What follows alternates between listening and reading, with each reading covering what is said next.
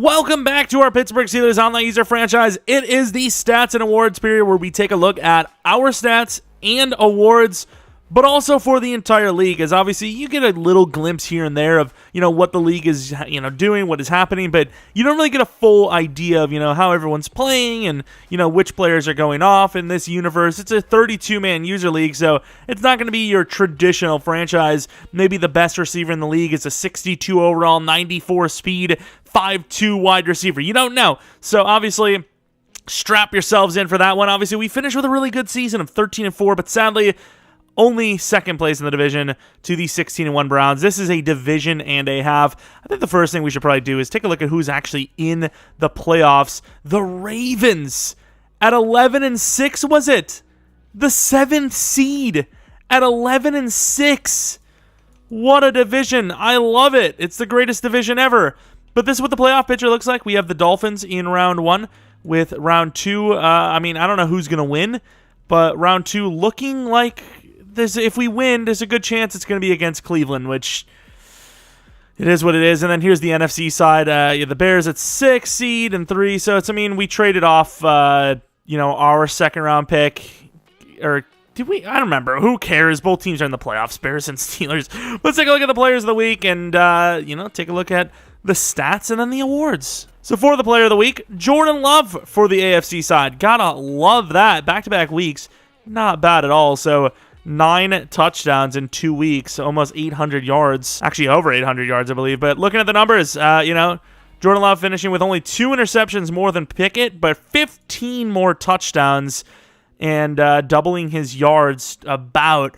As far as his rating goes, 117.9 yards per attempt, almost 2.1 above Mr. Kenny Pickett.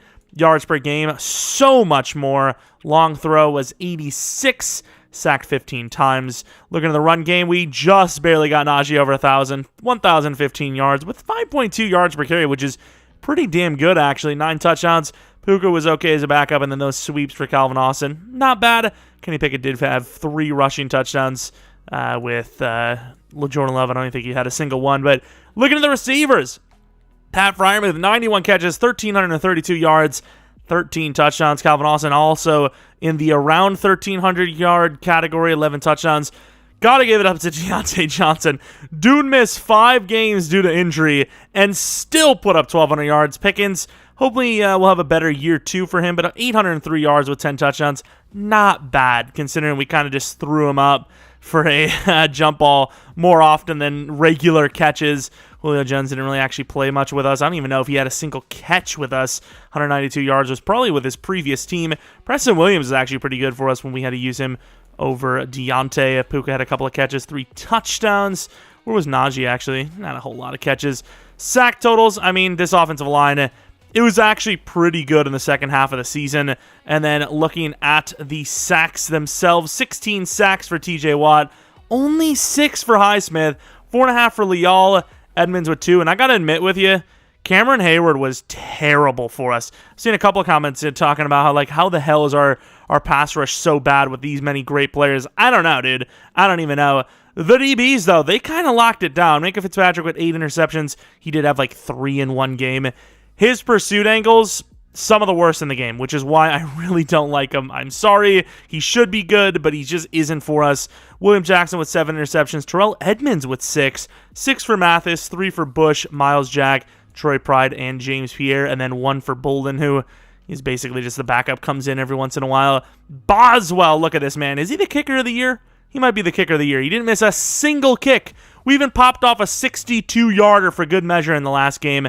Absolutely impressive stuff. Wait, there was actually games where the punter didn't even come out? What the hell? Oh, my Lord. Of course, looking at the punter, speaking of, 40 yards per punt, but it's a user league. It is what it is. James Pierre. Puka didn't really have much return yardage. Not a whole lot of return yardage there either, but not a bad season. Wondering what we can do with Jordan Love with a full season under the belt. Maybe get some dev ups, hopefully. But as far as the yards guys go, I don't remember the actual awards, but I don't think anyone broke yards or touchdowns records. Very close with Herbert there, obviously. Burrow had a pretty good season, too. A lot of interceptions. That's just what's going to happen in a user league.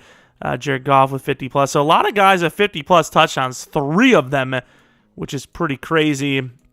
Yards, you had 4 guys with 5,000+. Anything else? 2 obviously had a really good year, maybe the best year out of all quarterbacks. Very close to, at least. Tom Brady, pretty decent. Was there anyone that had like under double-digit interceptions? Mahomes, kind of close. Not really, huh? Not really. Who had the best completion percentage? Burrow with 71%. The best passer rating is Herbert with 125.2. Jordan Love at 117.9. Mahomes at 114. So a couple of guys in the 110s. Yards per attempt, Herbert with 13.4. Who had longest? Tua with a 99-yarder. Who would have thought? Who would have thought? Which quarterback wishes they weren't playing for their team? Mac Jones. And I don't think there's any other ratings we can look at for that. So running backs, you obviously knew Nick Chubb would be up there as we've had the pain of playing him a lot. Derrick Henry, though, not too far behind, to be honest. And there's no real, dual threat there. It's like run the ball or lose.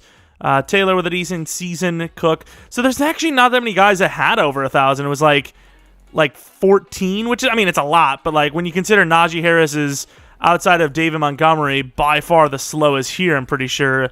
And I guess Jacobs and whatnot. But, not a whole lot of slow guys up on that list.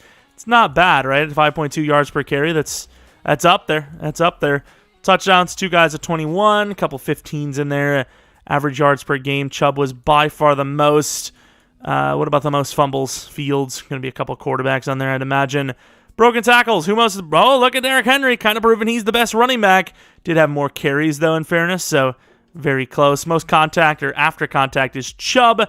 Longest run was Christian McCaffrey of 97 yards. And I suppose that is it for the running backs. Take a look at the wide receivers. The number 1 wide receiver, Mike Williams, 1,803 yards, 17 touchdowns. Jamar Chase at 1,792 with 14 touchdowns. And the list goes on. Mark Andrews is up there. Freiermuth was actually up there too, I'm pretty sure. Freiermuth got passed barely for yards. Must have had an insane game right at the end. Touchdowns, 13, not bad. And who are the most catches? Mike Evans with 97. But Freiermuth up there with 91, the most for tight ends, which is impressive. It's either impressive or it's sad. It's one of the two. Most touchdowns, Justin Jefferson with 21.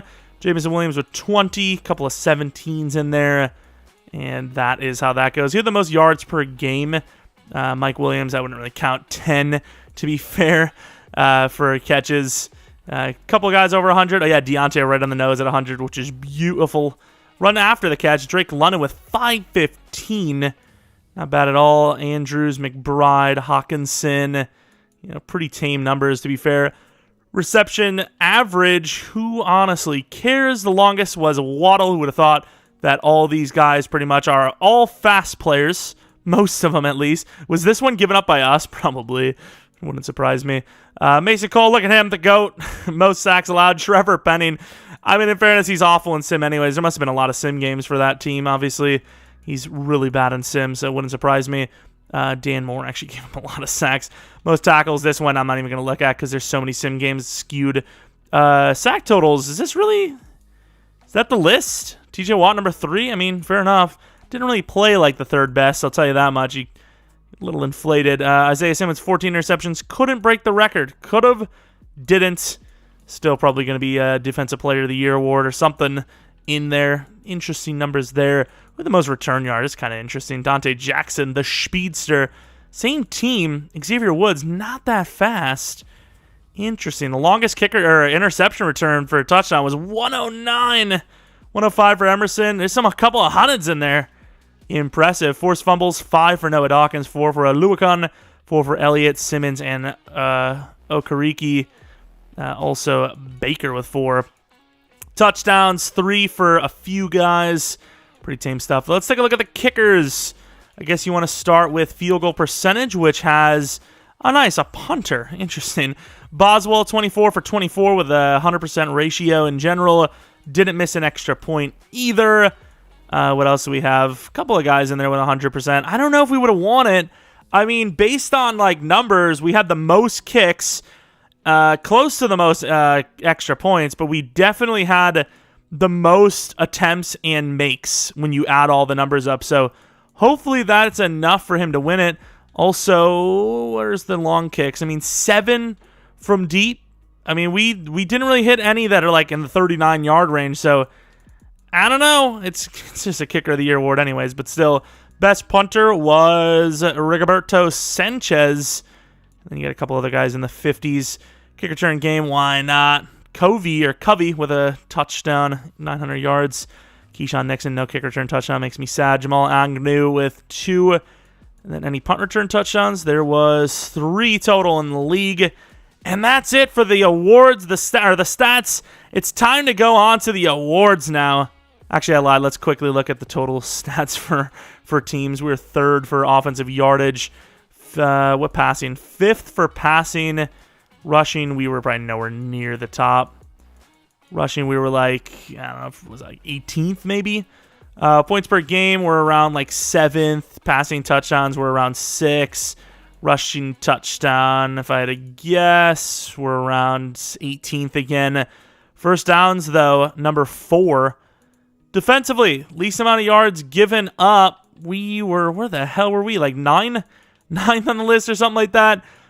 Least amount of passing yards. We gave up some yards, about 16th probably, but rushing yards, only 3rd allowed. And you got to remember, that's a division with Nick Chubb twice a year, Lamar Jackson twice a year, Joe Mixon twice a year. That's pretty impressive. It's pretty impressive. The least amount of points allowed, 3rd. Browns with quite a bit less than us. QB sacks had. We are, holy crap, where the hell are we? About 18th again. Best fumble team in the league. Let's go. We're the luckiest team. Woo! Maybe 9th for interceptions.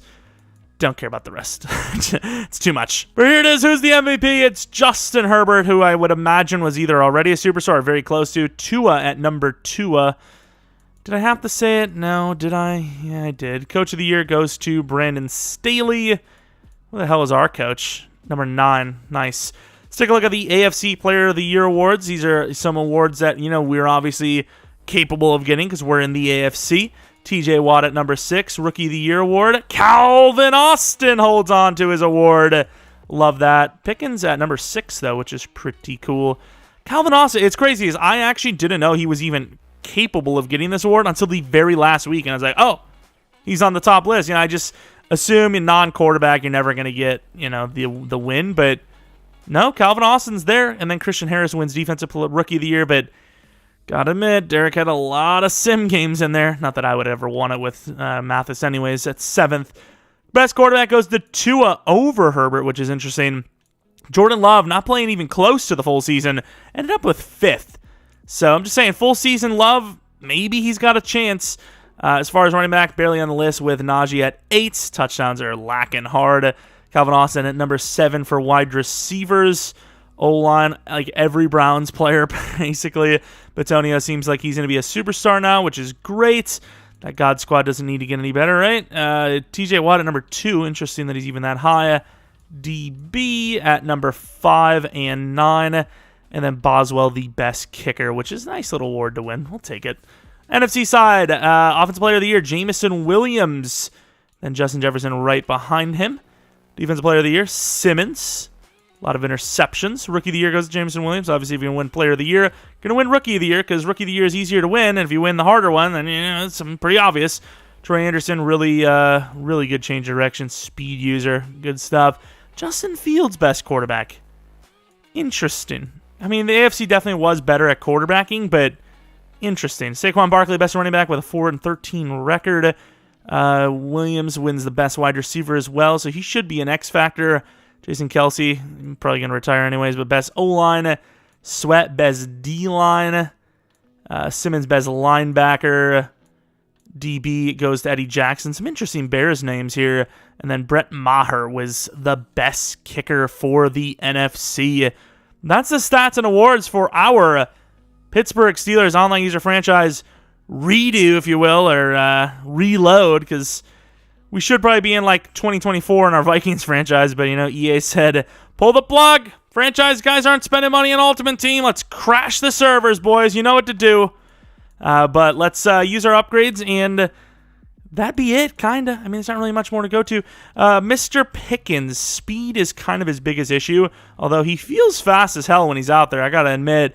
Release is also a pretty big issue. What the hell do I want from him? He's a physical being, so do I not just go physical being upgrades? 82 overall, so that's good. Holy! A little fluff, I will admit, but one to catching, one to catch traffic, one to release, one to spec catch, one stiff and truck upgrades. Stiff and truck. 38 trucking!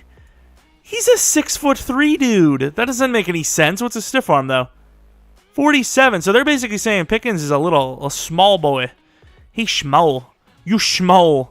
I don't think he is. Please don't come to me. Injury and toughness a little worrisome on Pickens. I ain't gonna lie.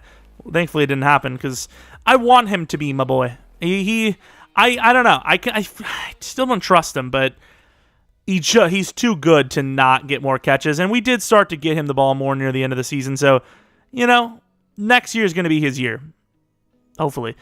But, yeah, not bad. I just need that release up. A speed or two wouldn't hurt. It wouldn't hurt. And then Jordan Love, I do not know what to do here. I really don't. Like, strong arm to get the scheme fit, and it's a good upgrade anyways. Screw it. Strong arm gets the scheme fit. Do you not go up in overall? That's not good. Oh, throw mid. Upgrade mid. This is back-to-back bad upgrades, by the way.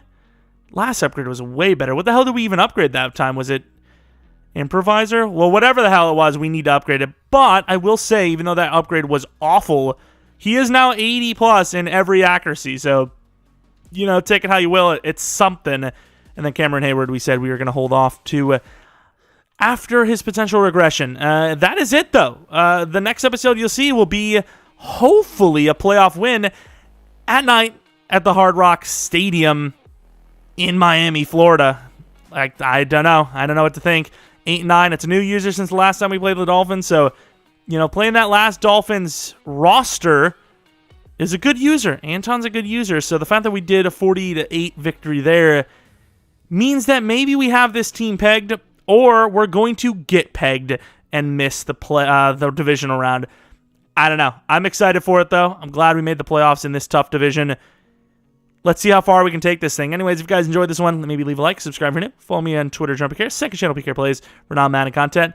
And if you're not new, really appreciate your continued support, especially on these online franchises. It's not like it doesn't really count as a continued series, but it kind of is, right? It's a lot of the same dudes, so it's like it's more continued than other franchises, right? Like after this year, the Seahawks franchise is like physically no more, whereas after this year, the Steelers franchise is no more, but a lot of the same people are still there, so it's more long term, right? In a way, I don't know. It is what it is. That's about it. Thanks for watching. Hopefully you guys come back in the next video. But until next video, pray for us. See ya.